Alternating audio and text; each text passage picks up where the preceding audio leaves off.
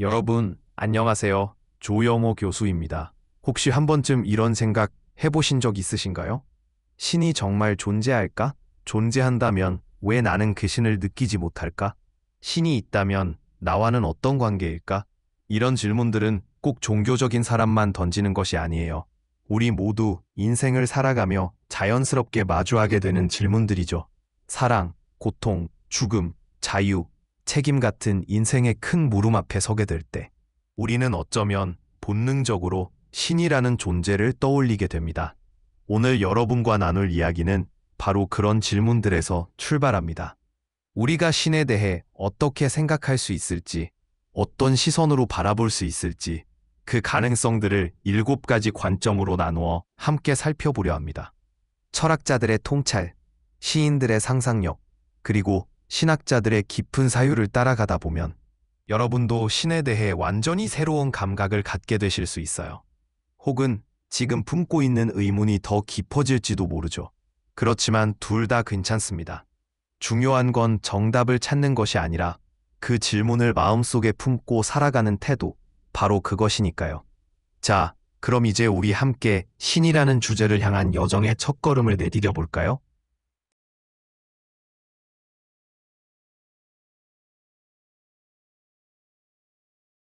신에 대해 생각할 때 떠오르는 감정과 생각은 사람마다 정말 다양하죠.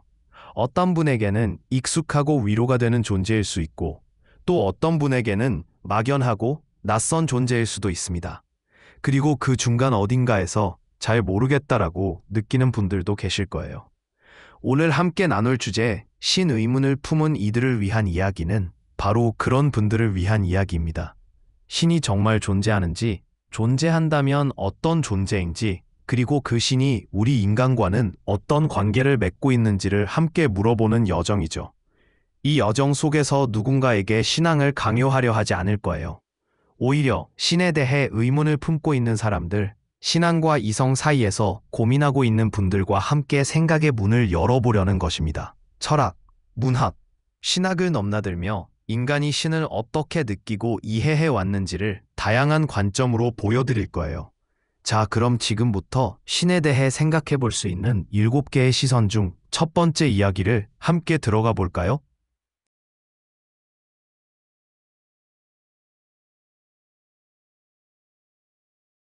우리는 흔히 신에 대해 생각할 때 머리로 이해하려고 하곤 합니다. 신이 존재하는지 아닌지를 판단할 때도 대부분 이성과 논리로 접근하려 하죠. 하지만 이 장에서는 그런 방식에 대해 질문을 던져보려 합니다. 신은 꼭 생각으로만 이해해야 할까? 혹시 신은 느끼는 존재가 아닐까? 예를 들어 데카르트 같은 철학자는 신을 우주의 질서를 이끄는 이성적인 존재로 설명했습니다. 논리와 추론을 통해 증명 가능한 존재 말이죠. 하지만 시인들은 전혀 다른 방식으로 신을 바라봅니다. 워즈워스나 블레이크 같은 이들은 자연 속에서 신을 느꼈어요. 바람, 나무, 햇빛, 감정, 이런 것들을 통해 신이 우리 곁에 살아있다는 걸 체험한 거죠. 신학자 슐라이어마허는 신에 대한 낭만적 감수성을 강조했습니다. 그에 따르면 신은 설명되는 존재가 아니라 경험되고 느껴지는 존재입니다. 또 다른 신학자 루돌프 오토는 우리가 신 앞에 설 때 느끼는 말로 표현하기 어려운 경외감을 누미노제라는 단어로 표현했죠. 그리고 마르틴 부버는 이렇게 말합니다. 신은 논쟁의 대상이 아니라 만남의 대상이다. 즉, 신은 설명하거나 증명해야 할 어떤 대상이 아니라 관계 안에서 함께 경험되는 존재라는 말입니다. 이 장이 우리에게 전하고 싶은 메시지는 이것입니다. 신을 믿든 믿지 않든 우리가 신을 떠올릴 때 느끼는 그 감정, 그 체험, 그것만으로도 우리는 이미 어떤 더 깊은 차원과 연결되어 있을지도 모른다는 것. 신은 어쩌면 생각이 아니라 감각과 감정, 만남과 체험 속에서 더 가까이 다가오는 존재일 수 있습니다.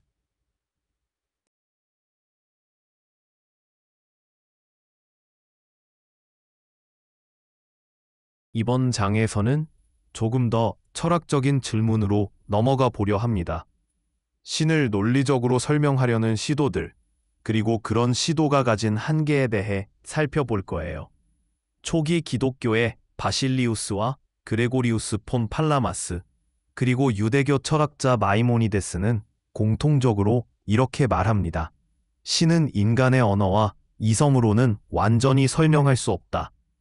그래서 이들은 부정신학이라는 방식을 택합니다. 신을 직접적으로 정의하거나 규정하려 하지 않고 신은 우리가 아는 그 어떤 것과도 다르다는 식으로 접근하는 것이죠. 즉, 신은 우리가 무엇이라도 단정 지을 수 없는 존재라는 겁니다. 물론 신을 논리적으로 설명하려는 대표적인 인물도 있습니다. 토마스 아퀴나스는 세상의 원인, 존재 방식, 목적 등을 바탕으로 신 존재를 증명하는 5가지 방식을 제시했습니다. 하지만 그 역시 결국 신의 본질은 인간 이성으로는 완전히 이해할 수 없다고 고백합니다. 여기서 흥미로운 인물이 한 명 더 등장합니다. 바로 신비주의 사상가 위디오니시우스 아레오파기타입니다. 그는 신을 깊은 어둠 속 신비한 존재로 표현했어요. 신과의 만남은 지식이나 논리를 통해서가 아니라 침묵과 경외 속에서 체험되는 것이라는 겁니다. 이 장이 던지는 메시지는 명확합니다. 신을 이성으로 이해하려는 시도는 분명 의미 있고 중요하지만 그와 동시에 우리는 이성의 한계를 인정할 수 있어야 한다는 것. 어쩌면 신을 진정으로 이해하고자 한다면 논리와 설명보다 침묵과 존재를 마주하는 태도, 그 겸손함이 더 필요할지도 모릅니다.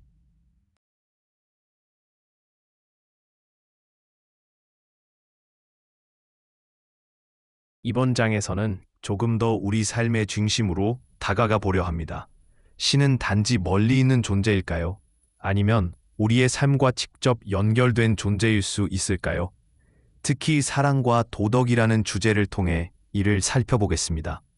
기독교에서는 예수가 하나님을 사랑하고 이웃을 사랑하라는 사랑의 계명을 주었습니다. 즉, 신의 본질은 사랑이라는 거죠. 그런데 이 사랑은 단순히 감정에 그치는 것이 아닙니다. 사랑은 도덕적 책임과 실천으로 이어져야 한다는 점이 중요해요. 유대교에는 무려 613가지의 계명이 있습니다. 이 계명들은 매우 구체적이고 실천적인 행동 지침들을 담고 있죠. 반면 종교개혁자 칼뱅은 인간이 얼마나 불완전한 존재인지를 강조하면서도 신의 은혜 안에서 인간이 도덕적으로 바르게 살아갈 수 있다고 보았습니다. 그리고 철학자 칸트는 신이 존재하지 않더라도 인간은 도덕적으로 살아야 한다고 말합니다. 칸트는 도덕적 명령을 범주적 명령이라고 부르며 다른 누구도 아닌 내가 이걸 해야 하기 때문에 한다는 자율성과 책임을 강조했죠. 이 장을 통해 우리는 이런 질문을 던져볼 거예요. 신을 믿는 사람이나 믿지 않는 사람 모두에게 도덕적으로 산다는 것은 무엇일까요? 그리고 그 도덕의 뿌리는 사랑일까요? 의무일까요? 아니면 둘 다일까요?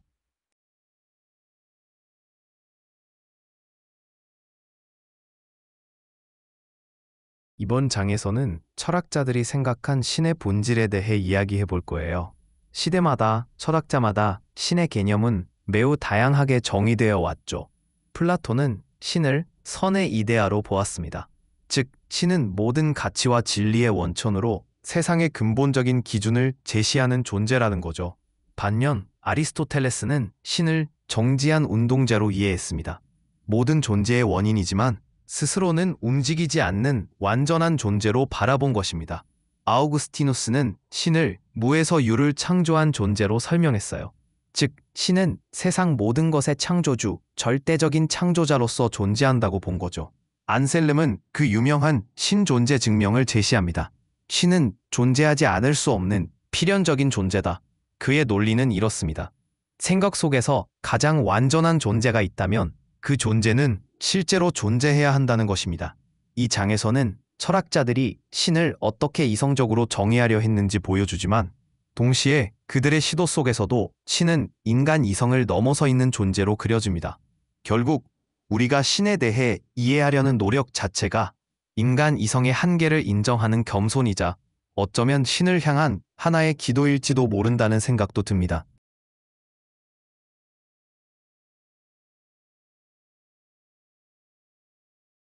이번 장은 정말 아름다운 내용입니다. 신을 논리적으로만 설명할 수 없다면 시와 상상력, 즉 문학과 철학이 만나는 지점에서는 어떻게 신을 그릴 수 있을까요? 헤겔은 신을 절대정신으로 보았습니다. 그에게 신은 역사와 인간 의식 속에서 스스로를 드러내는 존재였습니다. 신은 시대와 인간 경험을 통해 점차적으로 나타난다는 개념이죠. 반면 마르크스는 종교를 인간의 소외된 욕망이 만들어낸 산물이라고 보았습니다. 즉, 신은 인간이 만든 허상이고 인간 사회의 반영에 불과하다는 입장이었죠. 이와 더불어 범신론과 범죄신론 같은 관점들도 있습니다.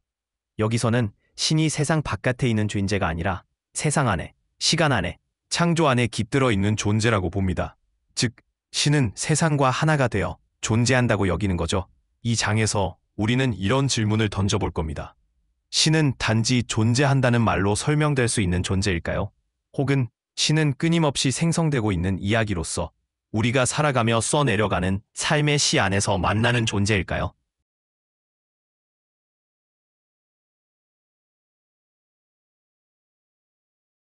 이번 장은 신에 대한 회의와 실존적 고뇌를 다룹니다. 여기서는 아주 솔직하고 날 것 같은 이야기들이 펼쳐집니다. 데이비드 휴문 신에 대한 회의주의를 철저히 주장했습니다.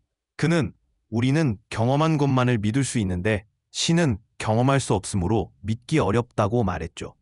파스칼은 그와는 달리 신을 믿는 것이 그렇지 않은 것보다 낫다는 파스칼의 내기를 제시했습니다.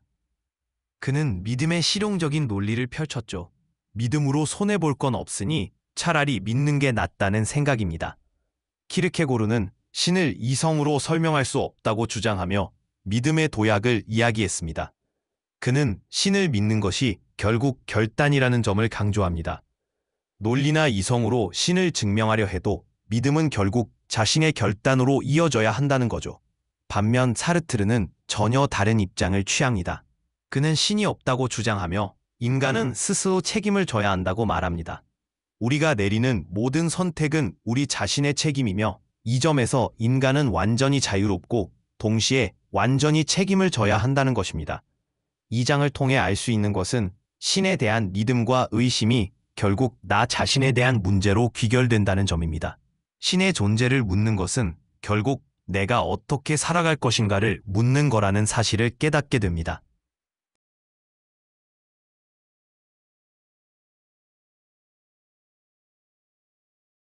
이제 마지막 장입니다. 지금까지 신에 대해 여러 방식으로 이야기했지만 아마 가장 중요한 질문은 바로 이 질문일 것입니다. 신은 내 삶과 어떤 관계가 있을까? 만약 신이 있다면 그 신은 나를 알고 있을까? 내가 겪는 고통이나 기쁨을 느끼고 있을까? 이 장에서는 악의 문제, 자유의지, 신의 인격성 같은 주제를 다루며 신과 인간의 관계를 깊이 탐구하려 합니다. 세상에 고통이 존재하는 걸 보면 신이 없는 것 같기도 합니다. 하지만 그 고통 속에서도 위로를 얻는 사람들이 존재하죠. 여기서 중요한 점은 신이 있다 또는 없다는 단순한 문제가 아니라 그 신이 어떤 성격의 존재인지 그리고 나와 개인적인 관계를 맺을 수 있는지를 묻는 것입니다. 신은 단지 절대적인 존재로만 존재하는 것이 아니라 우리 삶에 가까이 다가오는 존재일 수도 있다는 가능성. 그것이 이 장의 핵심입니다.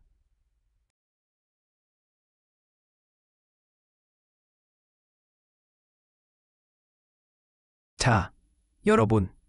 지금까지 우리가 함께 걸어온 7갈래의 길, 어떻게 느끼셨나요? 신에 대해 생각할 수 있는 다양한 방식들, 감각, 철학, 사랑, 창조, 시, 회의, 그리고 삶. 신은 설명할 수 있는 대상이기도 하고 동시에 설명할 수 없는 대상이기도 합니다. 어쩌면 신은 정답이 아니라 계속해서 던져야 하는 질문일지도 모릅니다. 여러분이 이 이야기들을 통해 신에 대해 조금 더 깊이 생각하게 되었다면, 그리고 그 질문이 나 자신을 돌아보는 계기가 되었다면 그 자체로 이 시간이 충분했다고 생각합니다. 여러분의 삶 속에서 신이라는 주제가 다시 문을 두드릴 때 오늘 나눈 이야기들이 그 순간에 작은 빛이 되어주기를 바랍니다. 고맙습니다.